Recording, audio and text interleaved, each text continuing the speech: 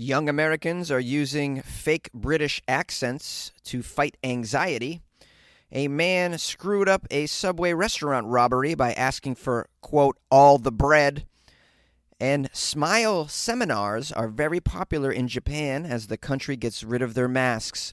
These are the weird stories for Tuesday on Weird AF News, the only daily weird news podcast hosted by a comedian inside a closet in Los Angeles. Let's go.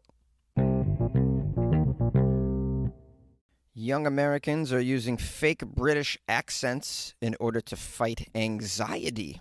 A very creative way to fight your anxiety. Pretend to be British. I never thought to do that for my anxiety. I only do it to sort of embellish my Weird AF News podcasts. Who knew at the same time I was fighting anxiety when I'm doing these bad British accents?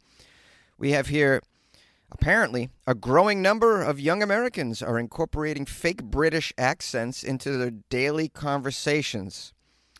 While there isn't one specific reason for this trend, for Gen Z, it often serves as a way to alleviate anxiety or navigate social conflicts. We have here Kyra Green, a 26-year-old. I'm sure her life's really difficult. She's got a lot of stress. She's probably going to grad school, and ooh, that's rough stuff, guys. Grad school, I don't know how they handle it. Having to just study all the time and read and write. Ooh. Oh, just rough stuff. Anyway, she probably speaks with a British accent because life's really hard. She explained to the media that using a British accent helped her stay calm when she lost her boarding pass just before a flight. Okay, is that all you need to do? Well, it looks like I'm not going on vacation. Not going to go to my sister's funeral. I'm okay. This accent's making me feel just fine. I'm just fine. Similarly, we have someone named Asher. With a name like Asher, life's, it's rough stuff for Asher. So Asher needs a British accent incorporated. Asher is a 21-year-old college student. Oh, boy. Asher needs to use this accent as a defense mechanism to navigate awkward social situations, such as confronting his roommate or dealing with an uncomfortable date. And I mean, those things are just really hard, guys. How do you confront your roommate? You're like, look it. Could you not steal from me? Could you not please not steal from me? I hate to do this. Actually, I feel a lot better if I asked you like this. Could you please not steal from me? Yeah? You stole a bunch of cash from me. I left it on the coffee table. I know you took it. I know you're doing drugs with it. I feel a lot better saying this like this, right? How do you feel about this? Maybe if you use this as well for your own defense mechanism, you might feel a little bit better about me confronting you about you stealing from me. Try it. Try a little bit. You might feel better. It's better than them pills. I can't even believe this is real. It says here, this isn't the first time Americans have adopted British accents en masse. A few years ago, parents noticed that their toddlers had started speaking with an accent because of the TV show Peppa Pig. That's natural for toddlers to imitate what they see and hear on Spotify and on streaming shows. That's totally normal. But using a British accent because you can't deal with your roommate, that's kind of sociopathic, I would say. Is that too much? It's definitely weird. I would say that it's for sure weird. I'm making fun of it, but maybe it works. I mean, I'd have to try it. I don't think it works, but you could save a lot more on therapy and anxious pills. Are they called anxious pills? I forget what they call them. I'm going to call them anxious pills. A lot of people in America take anxious pills. A lot of Gen Z take anxious pills because life is really hard.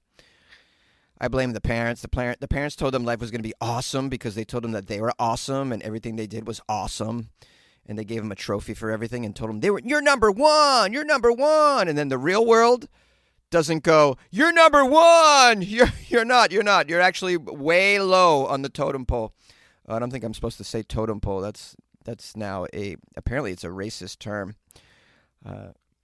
So I'll have to watch myself now. I might get canceled out of the closet. I could get canceled also out of the closet for just making fun of Gen Z in general. They hate it. They attack you on social media. But go ahead, attack me if you will. I'll just put on an accent I saw in a Guy Ritchie movie. Yeah, go ahead. You try and cancel me. I'm not nervous. I'm not anxious. I feel quite nice with this accent. You ought to try it. You guys should try it, eh? What do you think? It's more of a pirate accent, isn't it? Alright. When I talk like a pirate, it makes me feel better. Sir, do you know how fast you were going back there? Matey. I thinks me was going 85 in a 45, but I'm not sure. Either way, I feel quite calm talking to you, officer, and I think it's because of my accent. Arr! Oh, write me a ticket. Go ahead, write me a ticket. It won't make me feel anxious because I'm speaking like a pirate.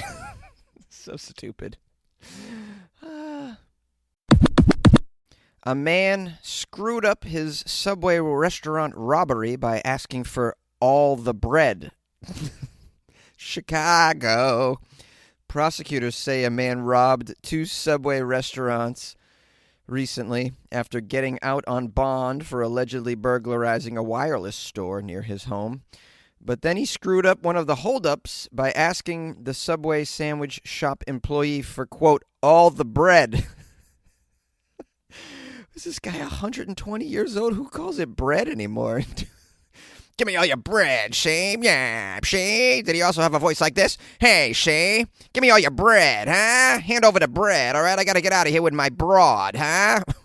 We're going to go cut a rug tonight at the speakeasy, me and my broad, but we need more bread, huh? Hand over the bread. During a bail hearing, Judge Mariam Ahmed ordered 20-year-old... It's a 20-year-old individual who said bread? All the bread. This guy hangs out with really old jazz musicians, I think. So Abel Bakili was held without bail. He's charged with 2 counts of robbery, 1 count of attempted robbery. Yeah, the attempted one was because he asked for the bread. Apparently that worked at the first one, though. I don't know how. Give me all the bread. It was another old person. Oh, you want the bread, huh? Oh, okay. Let me get the register open. I'll give you the bread, huh? I can't believe this. This took place at like 2 a.m. Chicago police officers noticed a broken glass door at Cricket's Wireless. Oh, this is the history of his previous robbery. They found this guy inside. They found him carrying phone cases and broken dummy phones. He even tried to steal the dummy phones. This guy's a real dummy. I'm surprised he even knew what cell phones are if he still uses the word bread. How's he going to work a cell phone? The people that I know say bread, all the bread. They don't know how to use a cell phone. Some of them have flip phones, but also, he had 3 identification cards belonging to other people as well. He admitted to taking the ID cards from another place. He was charged with burglary, yada, yada, yada. So 2 weeks later, after the bungled wireless robbery, he walked into a Subway and told the cashier to hand over all the money or he'd be shot. The cashier, believing that he was holding a gun, opened the register, and the man took the cash. Then he walked to another Subway few blocks away, because there's a Subway on every other block, really, in the world. There's more Subway restaurants than any other chain locations in the world, from what I heard. A cashier asked him at the other Subway to clarify what kind of bread he wanted. What kind of bread would you like? Would you like the whole wheat? Would you like the cheesy bread that we have? It's new. We got a cheesy bread. You might want all that cheesy bread. What are you going to do with all this bread, man? Are you going to open your own sandwich shop? Are you having an outing tomorrow? Anyways, we have Bakili motioned toward his waist where the cashier believed he saw the handle of a handgun, told the employee to give him all the bread. The cashier closed the register and ran into the back of the store, and Bakili walked out, so that didn't work. This guy just doesn't have it together. He needs to plan these things out. First of all, you got to get your language correct. You got to speak in 2023 lingo. First off, you got to ask for money or cash or Bitcoin. You got to give me all your Bitcoin. That seems to be a popular thing to rob people of these days. I don't know if Subway has Bitcoin, but give me all your Bitcoin and your salami. I like salami. I'm going to eat it on the way to my car as I make a getaway. Chicago police officers arrested Bakili. 35 minutes later, this guy didn't get far. They say he was wearing exactly the same clothes that the robber was seen wearing in the video footage from the Subways. You also got to know that these Subways have video footage. They all do. You also got to know that if you walk around asking people for their bread, you're not going to really get far in life. Give me all your bread. Oh, you want just bread, sir? Yeah, give me the dough. I want the dough. Oh, you want our bread and our dough? It is delicious. Yeah, I'm after the cheddar, see? I want the cheddar. Oh, sir, we don't have any cheddar. Give me the clams, I say. Give me the clams. Give me all the cabbage, huh? Give me the cabbage. Sir, this is a sandwich shop. We don't carry clams or cabbage. I once knew an old man in Boston that used to say, instead of bread, crust. He'd be like, "Hey, yo, Jonesy, could you lend me some crust? You got any crust? I need a little crust just to get me through the weekend. Can you lend me some crust?" And I used to lend him crust. I did. I lent him some crust, like $10. That was his definition of crust. Crust is like a little bit of bread, and I think crumbs are like loose change. I think. Then again, I'm not a 90-year-old jazz pianist. Smiling seminars are now popular in Japan as the country gets rid of the masks. Smile training seminars are becoming very popular as Japan gradually goes back to the pre-pandemic maskless lifestyle. This is following their COVID's downgraded classification. They classify it now as the same as the seasonal influenza under Japan's infectious diseases control law. So they're saying that it's now okay to not wear your mask in Japan. And we have here in the story a senior care center in Tokyo's Kita ward. This care center hosted what's called a smile seminar. Some 30 participants took off their masks and practiced smiling with some guidance from a company called Igeoku. I can't say it, but they hold seminars in the Kanagawa prefecture. Apparently, they know all about smiling. They know the proper way to smile. And also, at the same time, it seems people have forgotten how to smile in Japan. How sad. I wore a mask for a little while, but I didn't forget how to smile. But I didn't wear a mask for 3 years, so maybe I would forget how to smile in 3 years. I'm not really sure.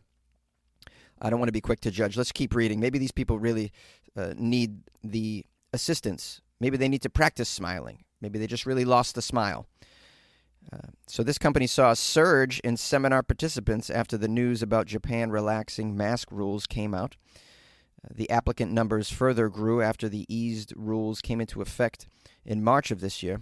While only few people have taken part in Smile seminars that were held online due to the pandemic. I'm sorry. A Smile seminar online? Okay. The number of online participants between February and April this year also grew 4.5 times from the same period in 2022. So this has been ongoing, these Smile seminars. People just don't know how to smile. You can be teaching breathing seminars too? I just can't. Now that I got this mask off, I should learn how to breathe. We have in the story Akiko Takazawa, age 79, who joined the seminar May 7th. Akiko was excited about going back to a maskless life, of course. She told the media, quote, "I didn't have opportunities to see people during the coronavirus crisis and didn't show my smile to others.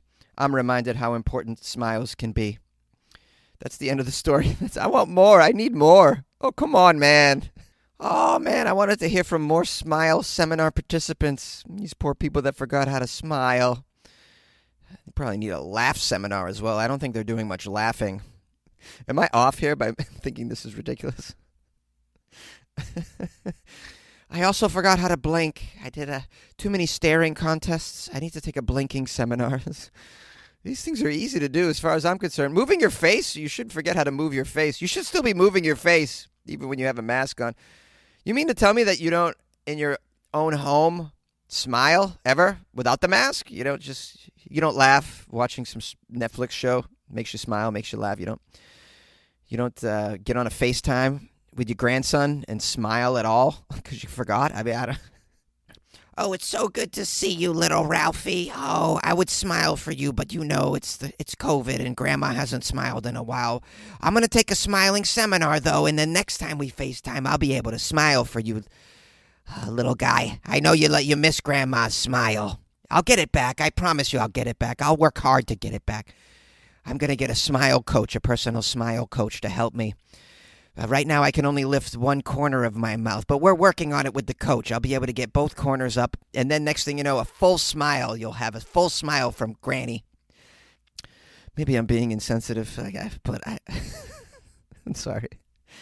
I don't know. What do you think of this? Why don't you call the show 646-450-2012? I would love to hear from some of my weirdos.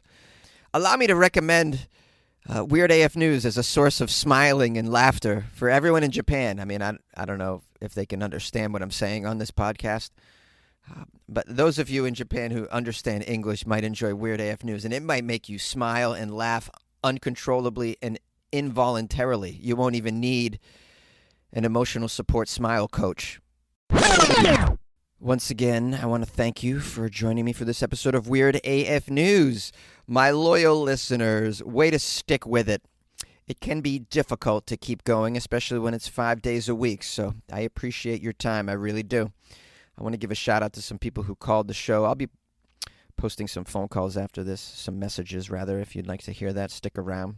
We heard from Michael from Iowa City, and once again from Hannah from Chicago. Hannah, by the way, I believe I mentioned this on a previous episode, but maybe I forgot. She sent me the most amazing birthday gift. She sent me a hydro flask, a really nice hydro flask with an engraving on it. It says, "Good luck with your life, man," on the flask. Isn't that dope?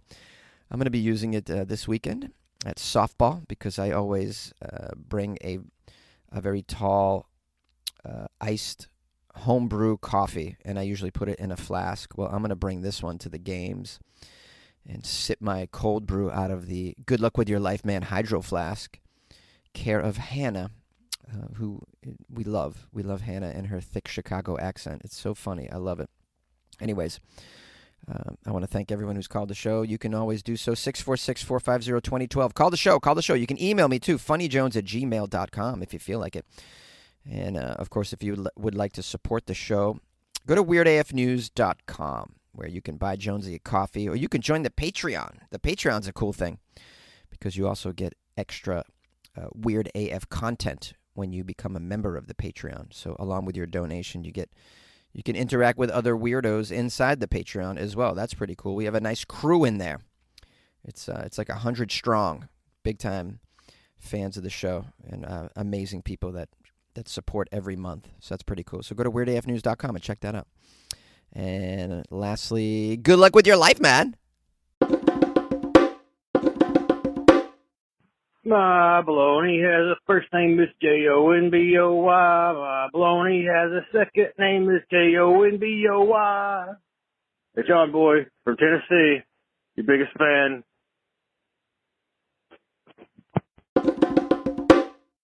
Hi, Jonesy. It's me, Hannah.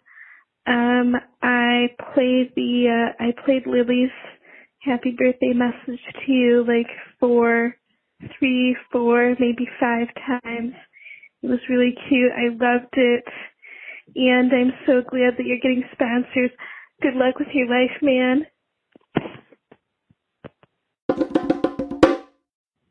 Hey, Jonesy, man, it's Smokey. I just had to call back, on your story you did yesterday about that crazy rabbit that was, like, attacking people in Iowa.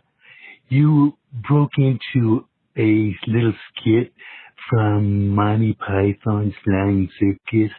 I just had to call back and tell you, man, I live for a good Monty Python reference, man. Hey, that's it. Good luck with your life, man.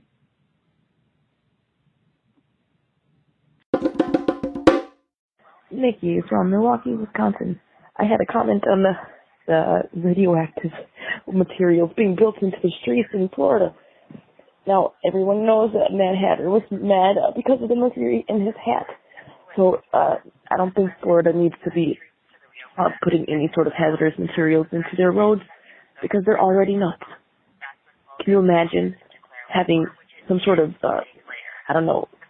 reaction from this material being in the streets, and then they're having children with 4 or 5 toes, basically they'll be sort of inbred or deformed, or even more deformed.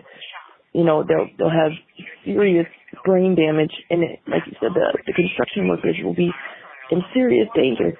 It'll be kind of like living in a world full of zombies. Like, Florida will just be completely screwed. that would be the worst place in America if it's not already. I mean, wow.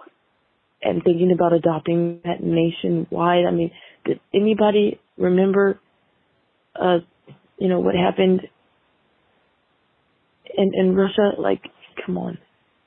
That's probably the dumbest thing I've ever heard. It's so stupid.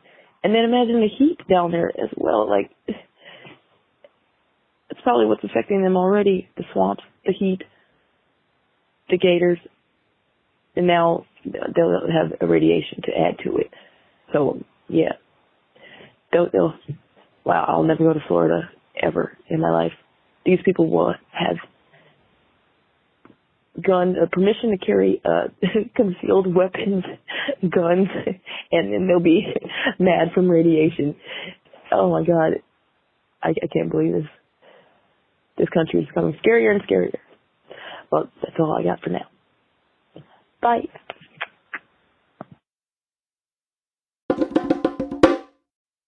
Hey, Jonesy, it's Michael calling from Iowa City, and I just wanted to call and tell you how I enjoyed yesterday's edition of Weird AF News Express. Yeah, I think the episode clocked in, including intro and outro, at about 13 minutes and 15 seconds, something like that.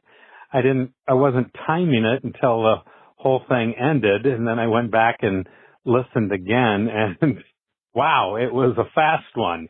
And so then I had Google tell me how long it lasted, and it was a quickie.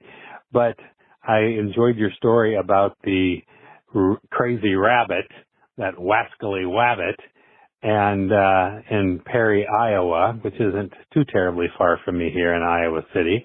But anyway, I was thinking about that, and my daughter was bit by a bat. And it didn't happen when she was in Iowa. It happened when she was living in Chicago. And, the way they test these animals when they are finding out if they have rabies or not. Okay, kids, if you're listening, earmuffs, put your fingers in your ears. They actually take the animal and they cut its head off and they examine its brain. I worked at University of Iowa hospitals for 30 years, and I worked in the laboratory there for almost 27 of those 30 years. And we send those heads of animals to the State Hygienic Laboratory located in Iowa City, separate from the University of Iowa hospitals, physically in a different building. But, the way they do that is examine the animal's brain. And so the interesting thing is that she had to do the rabies shots when she was living in Chicago, and she was actually working for the U.S. Fish and Wildlife Service at the time that she was bitten. So the animal ended up testing positive for rabies, so she ended up having to have the series of rabies shots, which is very painful. They inject you in the abdomen, and it's a long series of shots. So they should be taking that very seriously, and I don't know why they released that rabbit instead of having it tested, because people could have had the need to have that rabies shot, including that nurse. So that was my story I wanted to tell, and I'm not certain about the short episode yesterday, but clearly it seems like you were in a hurry. So somewhere to go? Yeah, maybe so. Anyway, everyone enjoy your weekend, and Jonesy and all listeners, good luck with your lives.